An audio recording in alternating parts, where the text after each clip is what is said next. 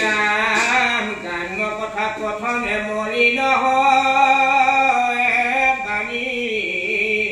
তাক শুদ্ধ কৰো কৃষ্ণ কথা কব খানি। আমি সদায় লগ পালে ভাল বেয়া এনেকুৱা গান্য কথা যিবোৰে আমাৰ ঈশ্বৰৰ কথা ভাৱনা নানে তেনেকুৱা কথাকে আমি সোধো। ঘৰত ভালনে, ছোৱালী ভালনে, পঢ়া শুনা কি কৰিছে বা খেতি বাতি কি হৈছে, এই গ্ৰাম্য কথাবোৰ পাতি থাকোঁ। যেতিয়া ঈশ্বৰৰ কথা শুনিম সেইকাৰণে কৈছে যে গ্ৰাম্য কথা কথনে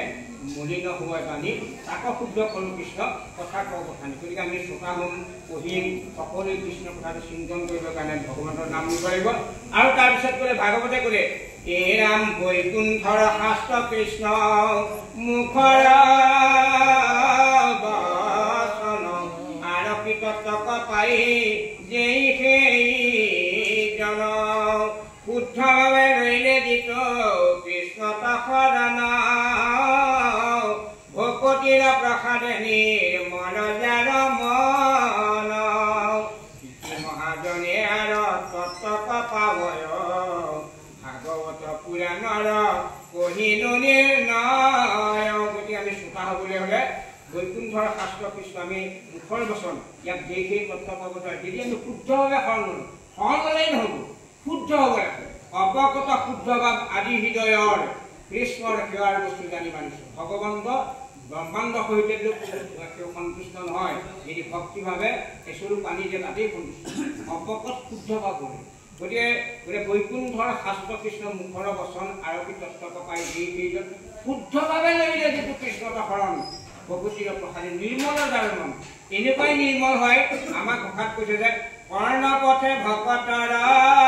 হিয়াত প্ৰৱেশী হৰি দুৰ্বাসনা হৰে সমস্তৰ জনৰজতে কমল দেহে নকৰত কালে স্বভাৱতে নিৰ্মল ভগৱন্তৰ নাম শুনোতে শুনোতে মনন কৰে চিন্তন কৰি এনেকুৱা হৈ এই শৰৎকালৰ পানী যেনেকৈ একেবাৰে বেদনাকে চুললৈকে দেখা পায়, আমাৰ আপোনাৰ বাহিৰটো দেখিলে ভিতৰটো দেখা পোৱাৰ নিচিনা পবিত্ৰ হ'ব লাগিব, অপকট শুদ্ধ হবে। গতিকে কৃষি মহাজনে আৰু তত্ত্বক পাৱয় ভাগৱত পুৰাণৰ কহিনো নিৰ্ণয় কৰি থৈছে। গতিকে আমি তেনেধৰণৰ অপকটভাৱে যাতে শুনি পেলাই পালন কৰিব পাৰোঁ, তেতিয়াহে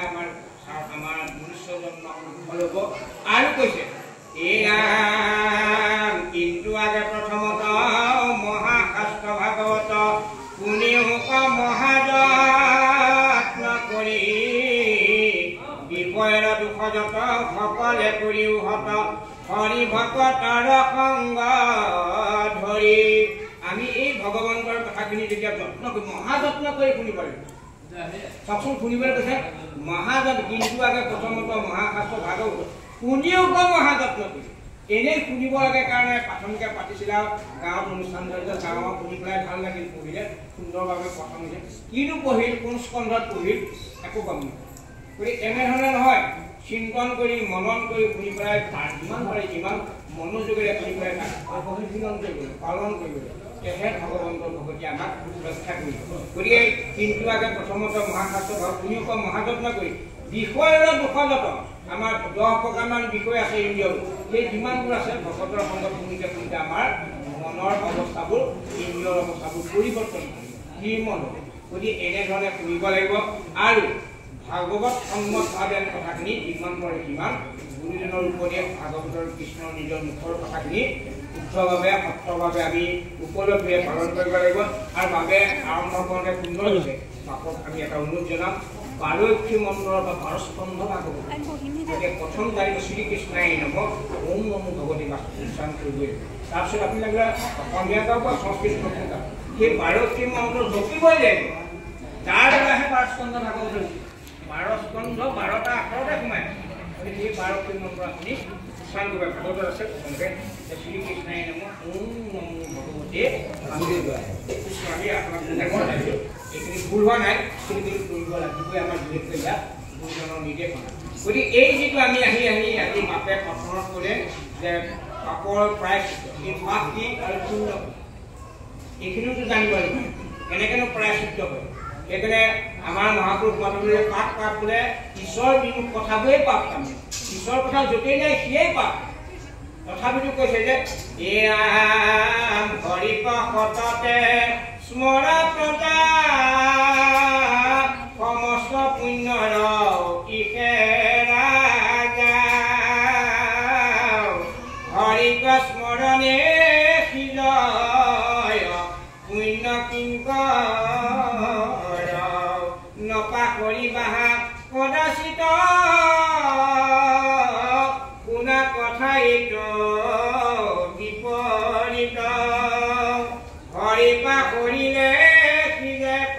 নিৰন্তৰ যেতিয়াই মনৰ ভাৱনা ঈশ্বৰৰ কথা ভাৱনা থাকে তেতিয়াই পাপ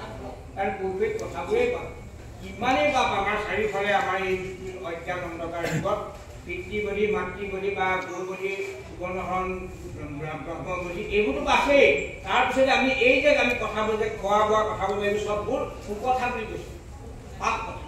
গতিকে আমি মনুষ্য জন্ম পাইছোঁ বহুত জন্মৰ অন্তত আপোনালোকে আচৰিত পাব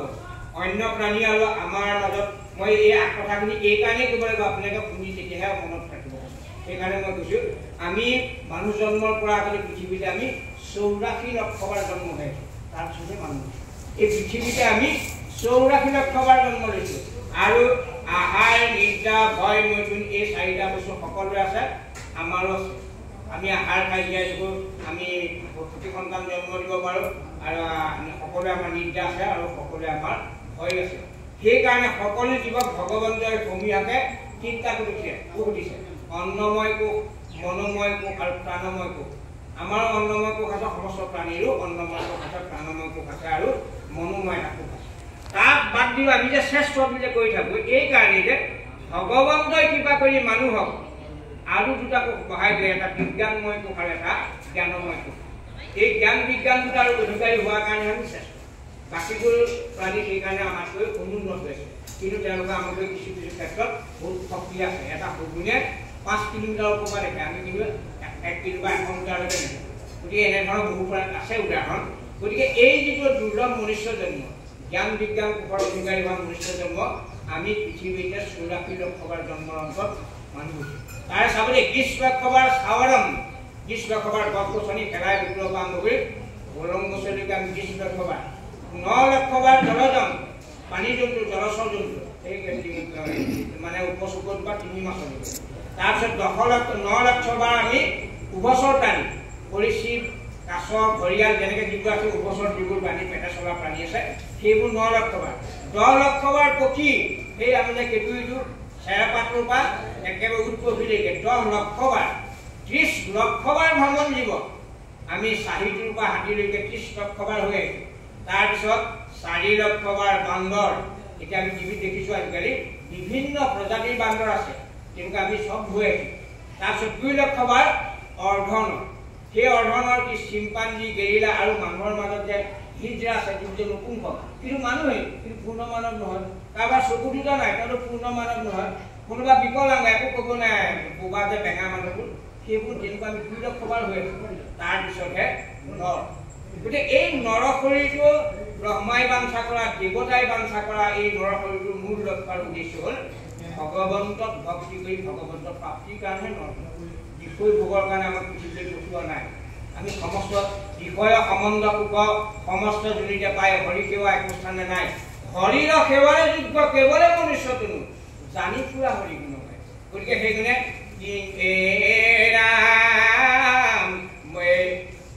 এই যিটো ইটো নৰ শৰীৰক নেদেখি বা অল্প মনুষ্য হৈবাক নাপায় কোটি কোটি কল্প এক কল্প মই 864 কোটি বছৰ তেনেকুৱা কোটি কল্পান্তৰত আমি আহি আছোঁ আহি হৈ যেতিয়া মানুহ জন্ম পালোঁ তেতিয়া যদি আমি অকল যদি খাই গৈ পেলাই অন্য ইতৰ প্ৰাণীৰ দৰে যে বোৱাই দিওঁ তেতিয়া কি হ'ব মহাপুৰুষ মাধৱদেৱে কৈছিলে মানৱী জন্ম পাই হৰি নভজিলা অৱশ্যে হ'বা ভাই চিন্তা ৰখিলে আকৌ সেই 84 লক্ষ জুনিলে আমি ভ্ৰমণ কৰিব লাগিব গতিকে এই কথাখিনি চিন্তন কৰি আপোনাৰ কুশল চোৱা যেবে তেবে নেৰিবাহা যুগৰ ধৰ্ম সত্য যুগে ধ্যান কেইটা যুগে যজ্ঞ জপৰ যুগে পূজা কৰি কেৱল মাত্ৰ হৰি এক নাম গতিকে এই কলিত আৰু নাহিকে দুটা কৈছে দ্বিতীয় আৰু একো নাই কেৱল মাত্ৰ যিয়েই নহওক শ্ৰীমন্ত শংকৰদেৱ সংঘ বুলি নহয় গোটেই মানৱ জাতিয়ে গুৰুজনে সেইকাৰণে কৈছে উবানৰ লোক হে মানৱ অকল অসমীয়া বুলি নাই কোৱা নহয় এতিয়া আমাৰ সংঘ মানুহখিনি কোৱা নাই দেই উবানৰ লোক হৰি বজিব শুনিও কোৱা সৰ্বজন সমস্ত মানৱক আহ্বান জনাই কৰি কৈছে গতিকে আমি জীৱৰ কল্যাণৰ অৰ্থে নিজৰ কুশলৰ অৰ্থে আমি হৰি ভক্তি কৰিব লাগিব আৰু যিটো আমাৰ ভাৰতীয় সভ্যতা সংস্কৃতিৰ মূল উপাদান কৃষ্ণ আমি সমস্তই কৃষ্ণ ক'ব লাগে এইটা আমাৰ কৰোণা সময়ত আমেৰিকাৰ ৰাষ্ট্ৰপতি আমাৰ ইয়ালৈ আহিছিল তেতিয়া আমাৰ নমস্তে বুলি কৈছিল নহয় এনেকৈ এতিয়া মানে নমস্তে আমি সকলোৱে ক'ব লাগে ভাৰতীয় সভ্যতা সংস্কৃতিৰ বাহকসকলে কৃষ্ণ কৃষ্ণ এইকত স্থানক কৰা কৃষ্ণটো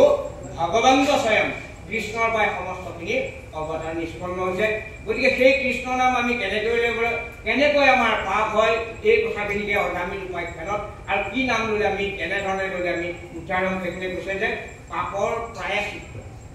আচলতে কৰ্মমাৰ্গৰ প্ৰায়শ্চিত্ত নে জ্ঞানমাৰ্গৰ প্ৰায়শ্চিত্ত নে নামত কেনেধৰণৰ প্ৰায়শ্চিত্ত হয়, তাৰমানে চিত্ত যেতিয়া শোধন হ'ব তেতিয়াহে প্ৰকৃততে প্ৰায়শ্চিত্ত হ'ব। যদি আৰু ইয়াত ক'বগৈ হাতী গা ধোৱাৰ নিচিনাকৈ যদি ধুৱাই পখলাই নাম পিছত আকৌ হাতীটোৱে পানী মাৰি দিয়ে, সেইটো তেনেকুৱা ধৰণৰ প্ৰায়শ্চিত্ত মানুহক কৰিবলৈ হাত দিছে কলিযুগৰ মানুহ, বিশেষকৈ বৰ্তমান 21 শতিকাত থকা সকলে এইখিনি চিন্তা কৰিব লাগিব। সেই কথাখিনিকে পৰীক্ষিত ৰজাক কোৱাৰ চলে সুকে কৈছে পৰীক্ষিত নিকপ আছে সুকত প্ৰচণ্ড কথা পুনঃব্যাস কুট মহামুনি ব্যাসুচিত পৰীক্ষিতে প্ৰশ্ন কৰি সুধিছে পুনন্তে যমৰা লোক মহাভয় পাৰিলে মোক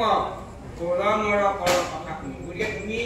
28খন 84 নৰকৰ ভিতৰত মুখ্য 28খন নৰকৰ বৰ্ণনা ইয়াত দিছে। তুমি যিটো বৰ্ণনা দিয়া মোক শুনিয়েই ভয় লাগিছে যে মই সেইটোৰ পৰা ওলাই যাব পাৰিম নে নাই,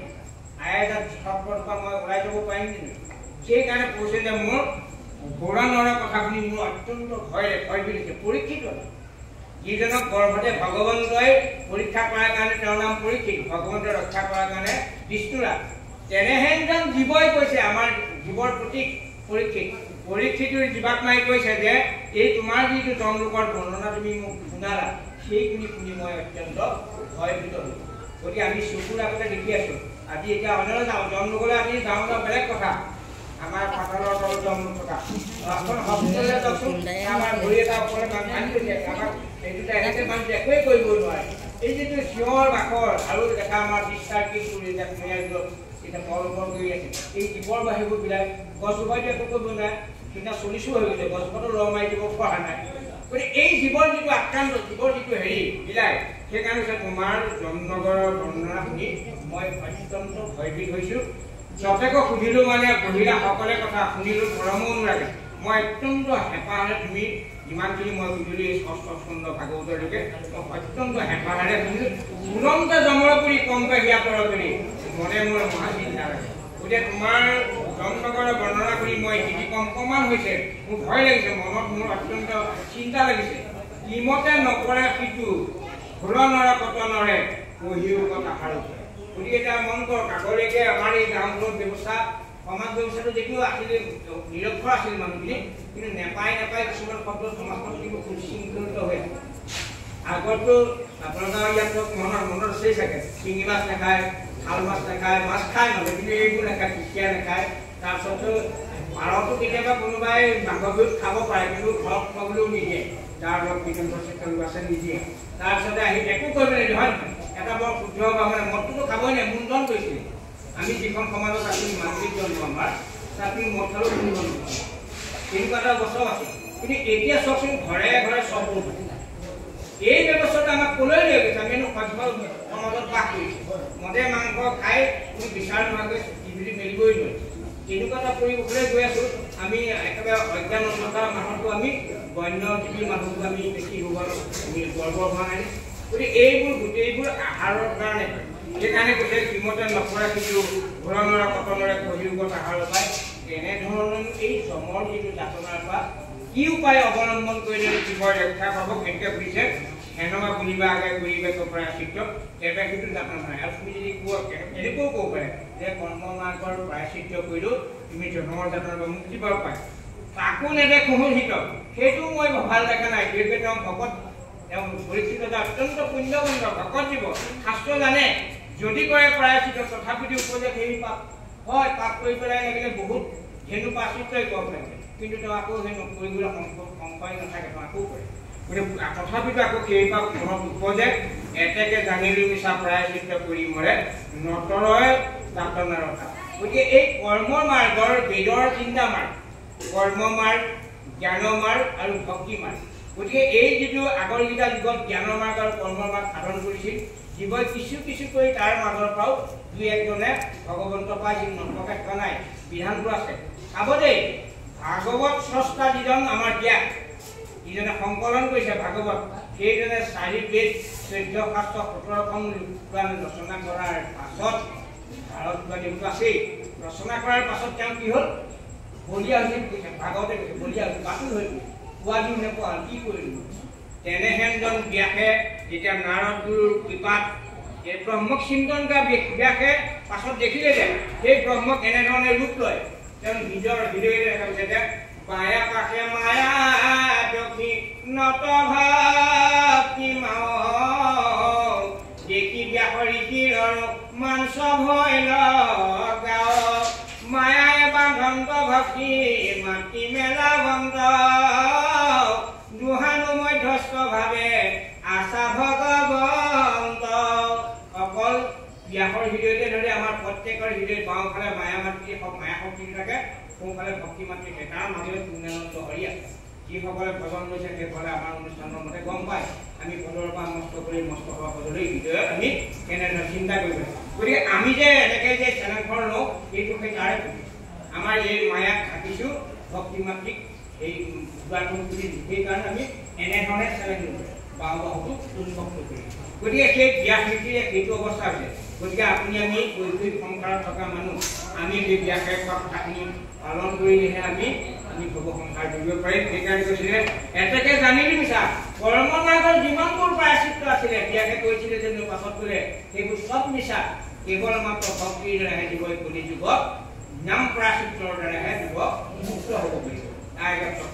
ইয়াৰ পাছত পদত বৰ্ণিত হৈছে গতিকে সেই বাপাই সহস্ৰ আমি ভাগৱতৰ কথাখিনি ইয়াত সুন্দৰভাৱে ইমান পদবন্ধৰে গুৰুজনে ইয়াত নিবন্ধন কৰিছে গতিকে আমি ইয়াক বাপে পঢ়িব আমি আলোচনাত আমি অংশগ্ৰহণ কৰিম গতিকে আমি এই কথাখিনি যাতে অনুশীলন কৰোঁ পালন কৰোঁ অকল শুনিলেতো নহ'ব শুনি পেলাই পালন কৰিব লাগিব কিয় মানুহ শেষ না নহ'লে আমি বোলে গানৰ নাম গৈ তাৰ নাই আগবঢ়ি নিচিনা হ'ব গতিকে সেইকাৰণে এই অনুষ্ঠান পাতি যেতিয়া আমি ইয়াৰ পৰা কিবা বিন্দু মাত্ৰ গ্ৰহণ কৰিব পাৰোঁ তেতিয়া আমি সফল হ'ব পাৰিম কৃষ্ণ সফল পাতিম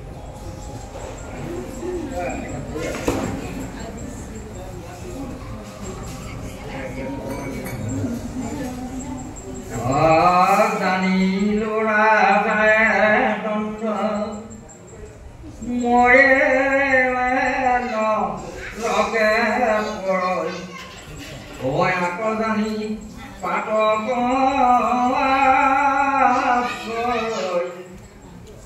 তাৰ প্ৰায় চিত্ৰ ভিত হেন জানা পাতকিক অকুণ প্ৰায় চিত্তে কুৰ্তি কয় ৰাম যেন ধুৱাই তোলে হাতী জোনাই কুটা মাটি অশৰীৰত বান্ধে কি মন এ কেহু বেলাই ৰয় পাপ কেহু বেলা কয় তাপ প্ৰায়চিত্ত এতেকে নিষ্ফল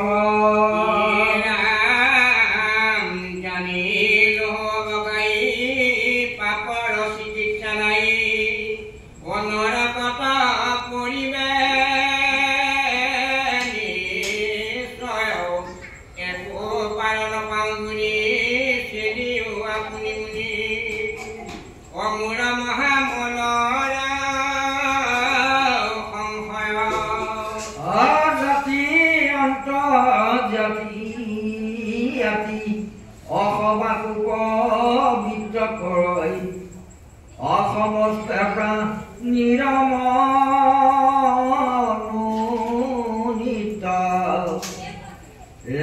অতি অপয়াকেত সমস্ত পাতক হৰয়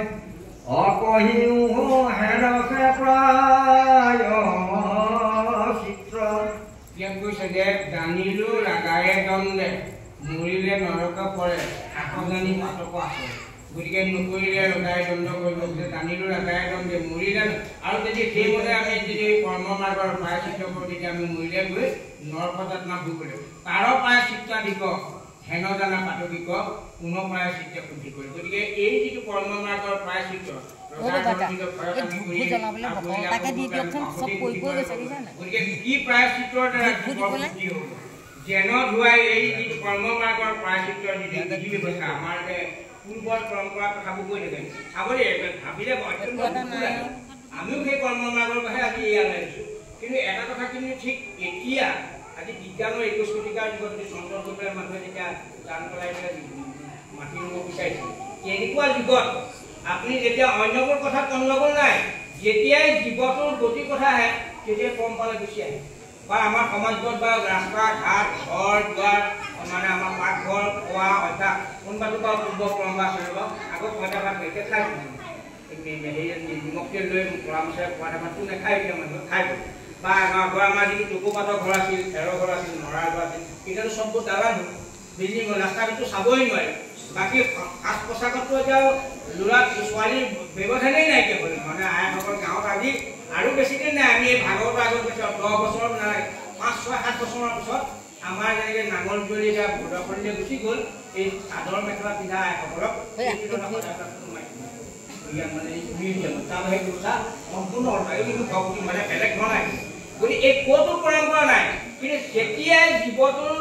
মুখ্য পাত্ৰীৰ কথা আহে তাতে পূৰ্বৰ পৰম্পৰা হয় সেইকাৰণে ভাগৱতে কৈছে 11 চন কত মন্দমতি শাস্ত্ৰ নকৰে বিচাৰ কৰৈ কুল ধৰ্ম পূৰ্ব পুৰুষ অৱস্থা তাকো এৰি ৰয় কোনো পাখণ্ডৰ মতি মুহূৰ্ত নাজানি সেইটো দায়ী গতিকে পূৰ্বৰ পৰম্পৰা দোহাই দি পেলাই ভক্তি ধৰ্ম গ্ৰহণ কৰা আমি নিজে নিজে অনুভূতি যাওঁ বুলি ভাগৱতৰ কিতাপতে কৈছে যে জেন ধুৱাই তোলে হাতী দুনাই লয় কুটা মাটি পৰিলত বান্ধে মল পাপমৰ যেনেকৈ হাতীক গোৱা ধৰে ঘূৰাই আহি আকৌ পানীত মাৰি দিয়াৰ লগে লগে গা আৰু ধোৱাৰ একেটাই কথা কৈছে ঠিক তেনেধৰণে কৰ্ম মাৰ্গৰ পাপৰ প্ৰায়চিত্ৰৰ বিধিৰ ব্যৱস্থাটোত আমাৰ সেই হাতীয়ে গা ধোৱাৰ নিচিনাকতে একেই গৈছে আকৌ পাপ হৈছে গতিকে পাপ নকৰা প্ৰায়চিত্ৰটো কৰিবৰ কাৰণে কৈছে যে কেহু বোলে এৰা পাপ কেহু বোলে কৰে তাপ প্ৰায়চিত্ৰ একেকে গতিকে কেতিয়াবা কৈছে এৰি পাপ নাইকিয়া হয় কেতিয়াবা আকৌ পাপে আহি আমাক ধৰেহি গতিকে এইবোৰ যে নিষ্ফল এইখিনি যে বৃদ্ধাশ্ৰম এইখিনি কথাকে আমাক বাৰে বাৰে কৈছে জানিলো অবগায়ী পাপৰ চিকিৎসা নাই গতিকে মই পৰীক্ষিত কৰি যায় এই যিটো কৰ্ম মাৰ্গৰ বিধি ব্যৱস্থা এই চিকিৎসাৰ দ্বাৰা আমাৰ মানে বিধি ব্যৱস্থা নাই তাৰ বাবে আমি নৰকথা কৰিব ঠিক তেনেকৈ এতিয়া মানে উপযুক্ত দৰৱ নোহোৱাৰ কাৰণে কেঞ্চাৰ ৰোগী হোৱাৰ লগে লগে ৰোগীজনৰ বাবে এতিয়া মই মৃত্যুমুখত পৰিমেই আমাৰ যদি নাম প্ৰায়চিত্ৰৰ বাদ যদি অন্য মাৰ্গত আমি আছোঁ সেই কেঞ্চাৰ হোৱা মানুহটো নিচিনা হয় একদম ভাগৱতে দৃষ্টান্ত দিছে যে জানিলো অবগায়ী পাপৰ চিকিৎসা নাই নৰকত পৰিবে নিশ্চয় একো পাৰ নপাওঁ বুলি যদিও আপুনি মুনি মূৰ মহা মনৰ সংশয় গতিকে মোৰ এই মনৰ যিটো সংশয় কৈছে যে কি ব্যৱস্থাৰ বিধিৰ দ্বাৰা আমি এই সংসাৰ পাপৰ পৰা নিষ্কৃতি পাব পাৰিম কি প্ৰায়চিত্ৰৰ ব্যৱস্থাৰ দ্বাৰা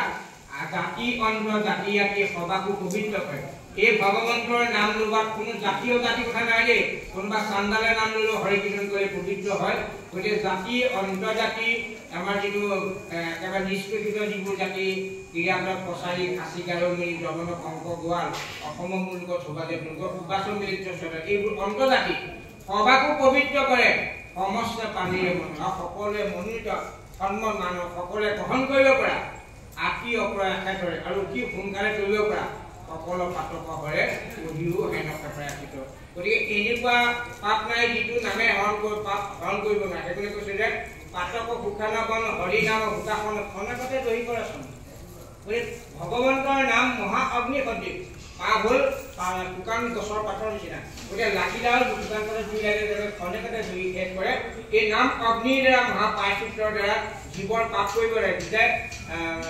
নামত শৰণৰ লয়তা নামে হৰতা সবে এক নামে যত পাপ সংহৰিতে পাৰে প্ৰত্যেক পাতকী পাপ পৰিচয় নপায় গতিকে সেয়াই হ'ল নাম মহামন্ত্ৰৰ কথা গতিকে পঢ়িও হেন প্ৰায়চিত্ৰ গতিকে তেনেকুৱা উত্তম প্ৰায়চিত্ৰৰ ব্যৱস্থাৰ কথা মানে হেৰিয়াত মানে পৰীক্ষিতে লোকক কৈছে যে তেনেকুৱা কি বিধি ব্যৱস্থা আছে সেইখিনি যিখিনি কথা জীৱই অপ্ৰয়াসে সংসাৰ পাপৰ সাগৰৰ পৰা পংকিলতাৰ পৰা নিজক উদ্ধাৰ কৰিব পাৰে তাৰ পাছতে ইয়াৰ পাছত সুন্দৰভাৱে তুলিচন্দ্ৰ বৰ্ণিত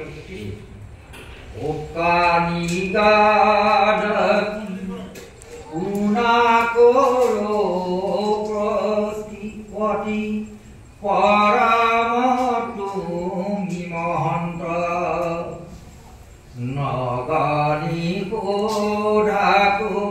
কৃষ্ণৰ কথাটো কৰিলাছি তয়ে